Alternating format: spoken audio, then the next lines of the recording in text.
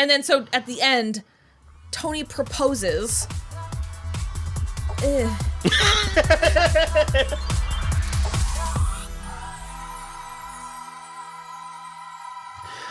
Hello, everybody. I'm Will. And I'm Kristen. And this is So I'm Watching Riverdale, Season 6, Episode 15. Chapter 110, Things That Go Bump in the Night.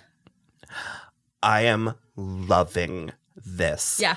I thought this episode was so funny front to back. I even enjoyed the Toni and Fangs plot. Okay.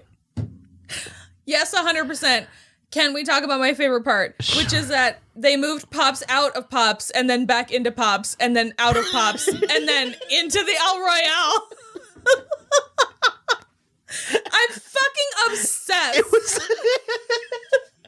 I just like, it's that kind of gusto that I love where Tabitha's like, I have an idea. Why don't we just... It's very the Ship of Theseus. Also, it's very like we take Pops... It was very Ship of Theseus. Neither is the truth. Pop's Chocolate Shop. Both are the truth. Pop's Chocolate Shop. But she also had the literal audacity to say, we take it down brick by brick. I said, bitch, that is a trailer attached to the ground. I like that we're 6 seasons in and we're the only ones hung up on that. I know. It has never come up that all they had to do was hook it to the back of a truck. And then just leave the white worm topless for a while. Why did we not get that? Just without a roof? It's the only thing that could have made me like it more.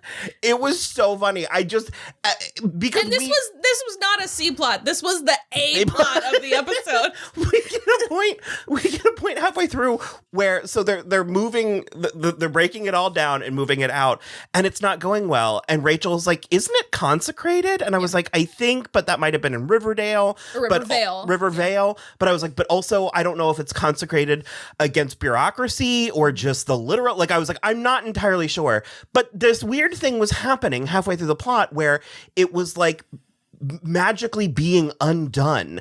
And it turns out it's because Pops is haunted by 4 ghosts. Yeah. I don't know why that was so funny to me. Only 4 is the part that trips me up. Well, and only one was a speaking role. Only one of them was Union. Well, the other 3 were stand-ins. They were like, who will speak for the ghosts? That was so they didn't have 3 more paychecks. Oh God, I don't even. It was so funny. It was if they gave. And I think it's because there was so much happening, which is not a rule. This is a bit of an exception, not a rule. It depends on how you use it. But if they gave us a moment of time to question any of it, it might have fallen to pieces. Yeah. But they didn't. Keep up. You got to keep up. It just like, so basically kind of the least consequential was Cheryl and Heather. I was going into this a little suspicious of Heather. I suppose she still could be, but it seems like she's just the bridge that we're going to use to properly get Sabrina. I hate to say this. I hate to even speak this, but I now have hope that we'll see Lucy Davis and Miranda Otto. Praise Satan. I mean, that would be titties. When she said coven of, like, she wasn't like, oh, I met a witch. Yeah. She was like, I joined a coven. And I was like, I would set your hopes down to like Tati Gabrielle. Sure. You know what I mean? Sure. And like maybe Gavin Leatherwood. I don't know. I just, because we covered, I think, all of Sabrina. So Google it. Go to our website. So I'm watching.com, type in Sabrina, you'll find all of it. You'll find our coverage. Some of it is audio only. Mm-hmm. Yeah.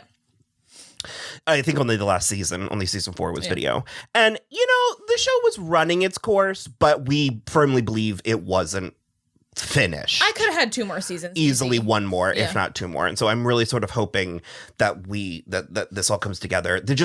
I'm just so relieved that the show is just hard and fast magic now. 100% yes. I also, for so many people, it's the breaking point, and for me, it's finally we got the training wheels off. It's always needed to go here, and if we had only done it a little bit sooner, I think we could have stayed on course a little bit better, especially through season 5. It is mostly season 5. 4 was losing me, but I think the 1-2 punch, we've been saying it every episode, but the 1-2 punch of losing Luke Perry and then the pandemic really threw it into a chaos. Yeah. But it's it's just the gusto with which they've gone full magic. And I think having everybody be full magic, if it were just Cheryl, I don't know. No, but it's like Tabitha totally is. She's like, Pops is haunted, y'all. And everybody is just like, cool, what do we do? And characters are interacting. Veronica calls up Jughead, and I was like, sweet.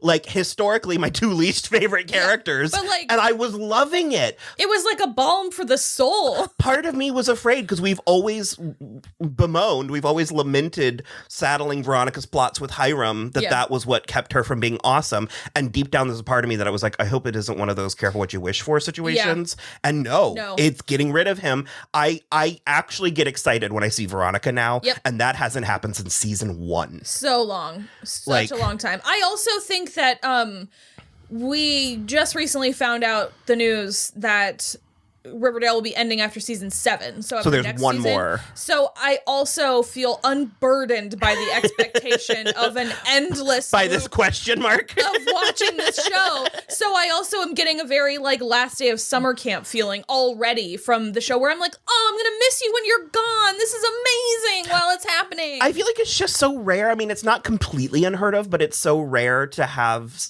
like such we're just gonna go ahead and say such a good season this long into an up and down 100%, run. But it's like it because I think it was the gradual decline and then this up, but it's the magic, the everything, the magic and the weird Riverdale Archie-verse Americana. Like Veronica and Jughead doing that fantastic Forsyth mentalist act. Yeah. So funny. It was like so turn of the century, like the illusionists. Well, also it did the thing that I have been on record as like sort of hating in the past, but like this was straight up Nightmare Alley. And I was like, tell me more. Like, well, we've liked both. Yeah, we've liked some of the like the Heathers and all that. Sure. We've liked some of their. It was really the uncut gems that was doing my head in. I could not like that. It was too soon. It was way too soon. And Veronica was still saddled with Hiram and a terrible husband at the time. She is a widow. She's a black widow. But I forgot that the widow part of it was literal. Amazing. I also love that there's seemingly no repercussions for her killing Chad. No. Like no one's even brought it up. Who cares? And the weird, so when they bring up the Jughead, because I'm now fully, I thought this Jughead plot was absurd 5 episodes back. He's reading minds and stuff? That he can't hear, so he's reading thoughts, but he knows everything they're saying with a combination of reading thoughts and lip reading, but he has to choose how he uses it. So essentially he's just normal and can read minds when the plot needs it. Sure. And they've hand waved it and lampshaded it every which way. Yeah. But I feel like in any other iteration, I can't even say any other show because there's a version where it's this show 4 episodes ago, but to have Veronica be like, can you erase the specific memory? I would be like, I'm sorry. No, this is a bridge too far. So does it help you or hurt you that he's like, I'm going to have to do my research? It helped in this this incident. All right. Because I agree. I would have been also this is just a catch-all for whatever we need Jughead to do. But the fact that he was I've never tried and I would really need to look into it. It paid off because of the Riverdale precedent. Yeah. That when he got into Reggie's mind, Reggie's memories were an archive of comic books. So I think that's more specific to Jughead's brain. Sure. Yeah, but even regardless, but it's basically all of the Reggie-centric comic books. It made sense in the moment, and also they had already established that cheat. Yep. Which it's a cheat because he was doing it with Betty either last week or the week before when they were touring through her mind. I think he had the comic books there too. Well, a Deus Ex Machina. A Deus Ex Machina is only a Deus Ex Machina when it comes out of nowhere at the end. Yep. If you lay the groundwork, it's no longer a Deus Ex Machina. Exactly. It's good storytelling. Yeah. And so with him doing that and pulling out the issue and pulling the page out and then cutting back to Reggie literally forgetting mid-sentence. Yeah. It was so good. I just was like, I am loving everything about this. It's amazing. Go ahead. And it even just with the literal groundwork of it being Veronica and Jughead, who never hang out, but it's like such an underused dynamic. I love it. And also Tabitha's so great, and also has her own shit to deal with that we don't have to deal with bullshit like nag girlfriend keeping. Yeah, ugh, I love it so much. But Tabitha would never. No, she would never. I cannot believe how much. I forgot what she said, but she did something in this episode that was. So she just knocked the vase off of. Percival's counter like a cat, like a fucking angry cat. I was like, I love her so much. She's amazing. And again, Percival did the thing again. And I honestly, at this point... He's not mad. He's impressed. Okay, his name is Chris O'Shea. I honest to God can't tell if it's on purpose or if he can't keep a straight face with what he's doing. But she knocked over the vase and stormed out, and he's just... he's like looking down, kind of like this, and grinning. You get the sense that he's doing this for funsies. Yeah. And they're like the first town that's putting up a good fight. Yeah. It's just like that shot of Wonder Woman and Batman versus Superman. Oh, Remember where she gets knocked down and she like part of that movie. and she like smiled, and Zack Snyder was like, "Why did you smile?" He was like, "You're a fierce warrior who was just knocked down." And Gal had to be like, "No, she's excited because this is the first time in a long time that she's been given a challenge." Fundamental misunderstanding of your female protagonist. Yeah, because Tabitha goes in there, guns blazing, gives Percival what for. And my favorite part is that's the one thing he had nothing to do with. Yep. So it's like, I was very... Because he literally is like, I honestly have no idea what you're talking about. And she's just like, fuck you and your face. And she leaves and he just is like, I mean, okay, like, well done. Another thing that we picked up on that I was starving for, actually, but I had also accepted we weren't going to get, was the continued exploration of Betty's deal, Betty's powers, because I thought that she could just see auras. So I thought we were going to see like multiple, but it's just a threat. It's just threats. Yeah. But now she can't make heads or tails of it. So do you think it's that these aren't actual threats, that she's mislabeled what it is? Or do you think it's... Well, I don't know. Do you think these people are threats and she just doesn't understand her? Yeah, I don't know. Because did I explain that? I 100% believe that Dagwood would kill that cat. Mm-hmm. And Lily was so funny in that scene. Amazing. The way she Homer Simpson backed out of the house with the cat. The cat, whose name is Butterscotch. I don't know. So... Like, I believe that he could do that, but then they had the twins tested, and her girlfriend, Jillian Drake, is back.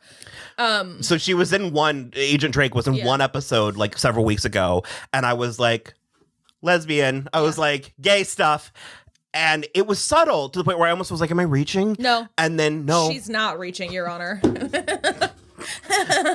Because she's ever so subtly, and she's not even really hitting on Betty, but she was like, she's feeling she was like, don't you have a boyfriend or girlfriend? Yeah. And how's your boyfriend? Yeah.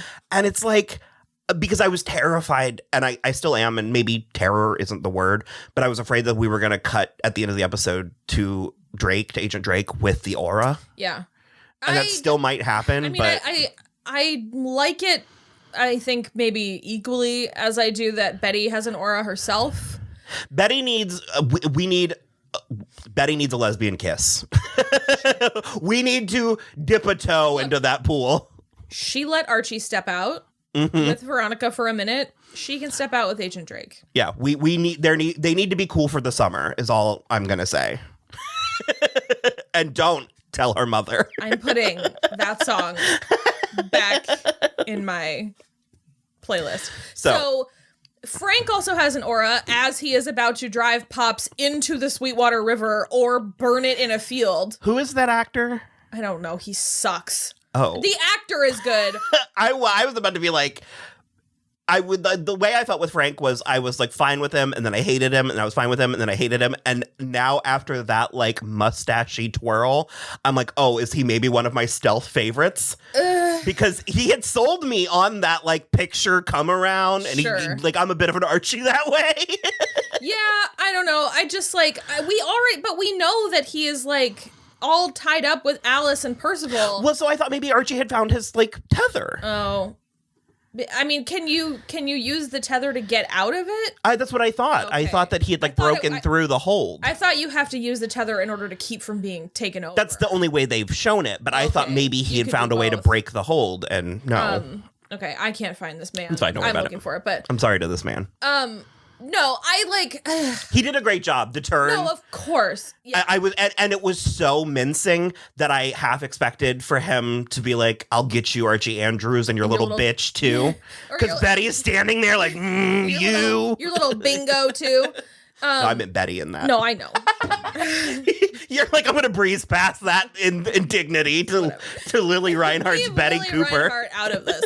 So, yeah. So Alice then has the Alice Cooper. But again, it's like we love Alice, and I was hating what they're doing with her so much that I've come back around.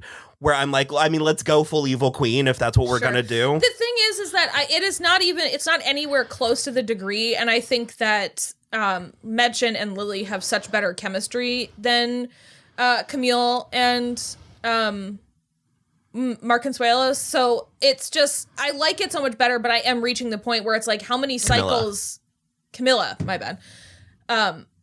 We've reached so many cycles that I'm like, how many more times can I listen to Alice say the worst thing anyone could ever say to Betty, and then like 2 episodes later be like, "Oh baby, I'm so sorry. It'll never happen again." And then they're like a happy family for an episode and a half. I do think that this is Percival, as evidenced by Frank. But again, it's going to result in the same cycle of stuff. And she told Betty, "I hope you never get to be a mother, so you don't know what this feels like."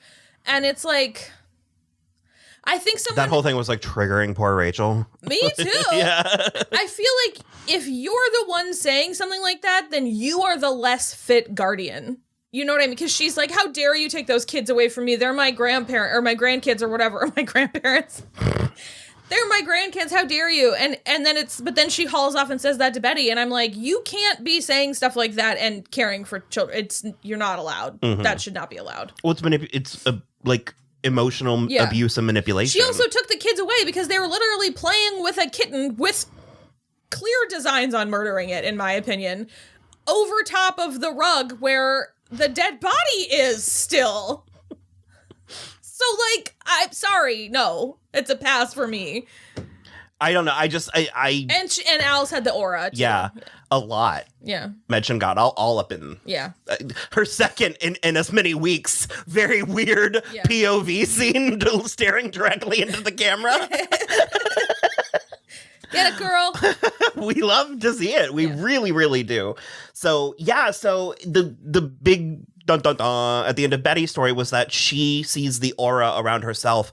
I'm very confused. I just genuinely am what it means, because I feel like there's another sort of like well, all of them really. Archie had to unlock the second aspect of, because they're all unlocking second parts of their powers. Because Frank tried to Palladium hit him and like essentially broke his hand, and he was like, "You're behind in the game." Like, and why Cheryl, Percival didn't say something to his cronies that like Archie's invulnerable again, whatever. But I don't think Percival actually cares about them. Okay, fair enough. With a reservation for Kevin, who he's presumably currently dicking down. Or being dicked down. We'll find out more next week. I can't decide. I've been mulling that over and I cannot decide. Verse. They're just rolling around in bed. No, but they are all sort of unlocking second parts and or honing their thing in. So I have a great deal of faith that we will get an explanation, and or Betty will develop an additional thing. Yeah. Because if it is that they are a threat, it cannot be that black and white. Yeah. Because I don't believe, and it can't have nothing. Yeah, I don't know. I genuinely don't know. Me too. So it did end with her. Well, did she confess to Drake? No, that she just she was kept like, it veiled enough. I saw this other aura, and like I don't know if she's a danger to herself or others, and so it was pretty veiled. I'm trying to remember if we finished with Toni and Fangs. That plot is being kept afloat entirely on Vanessa Morgan's shoulders. On Vanessa Morgan's sheer force of will alone.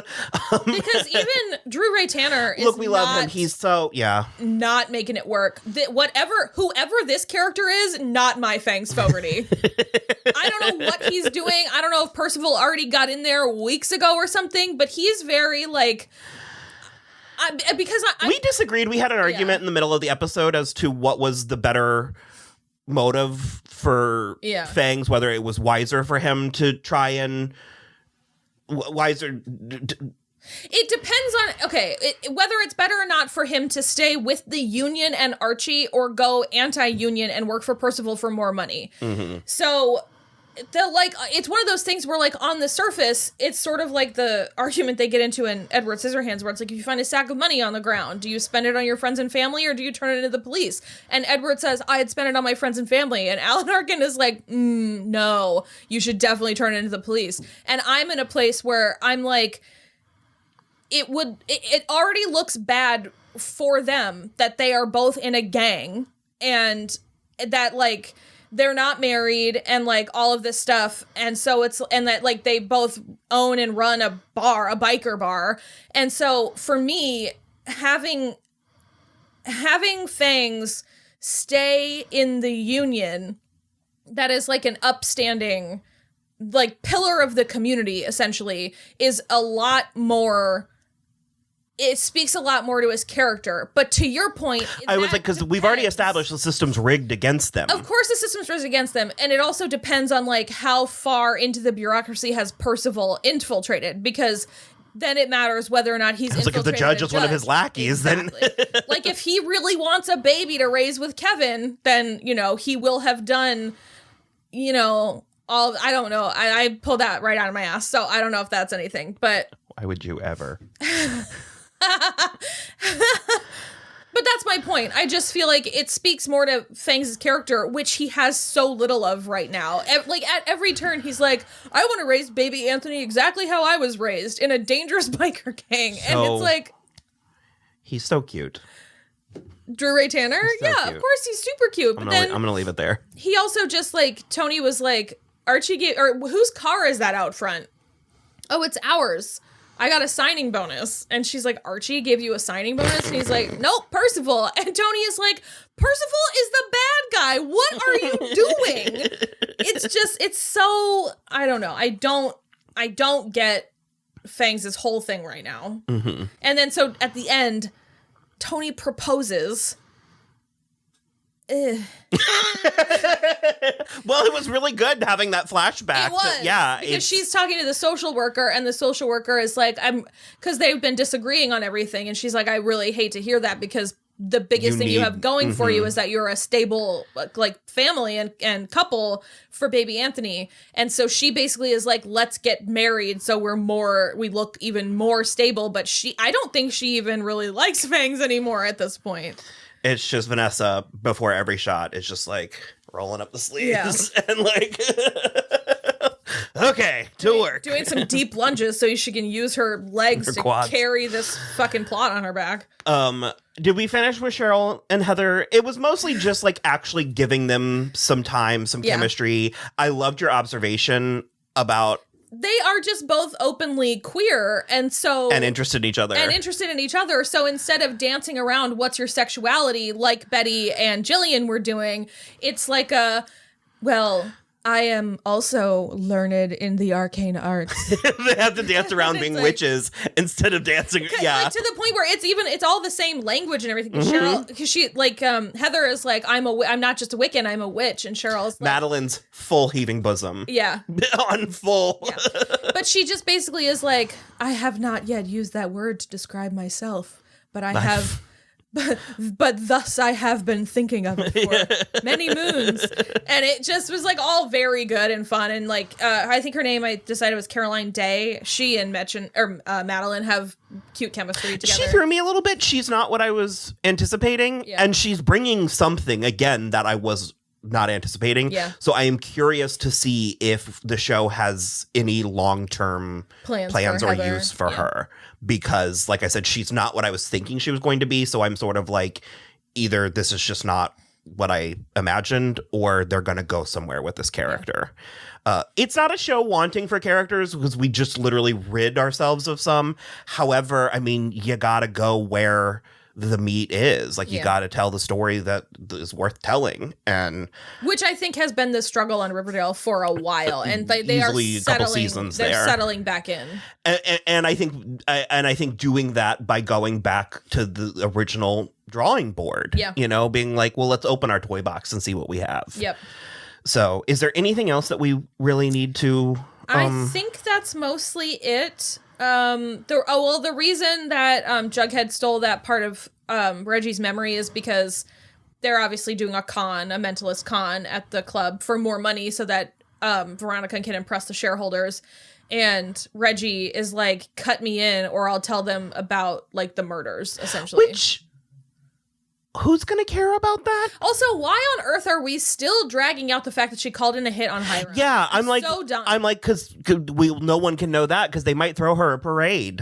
Like, well, also, Reggie's evidence for that is circumstantial and hearsay. Like he like Veronica said it to him, but there's no paper trail because Geraldo is dead now. Mm-hmm. So like, it was sort of like Geraldo and the actual person that killed Hiram. They're both Hermosa's dead. still out there, but she also only has circumstantial evidence about it.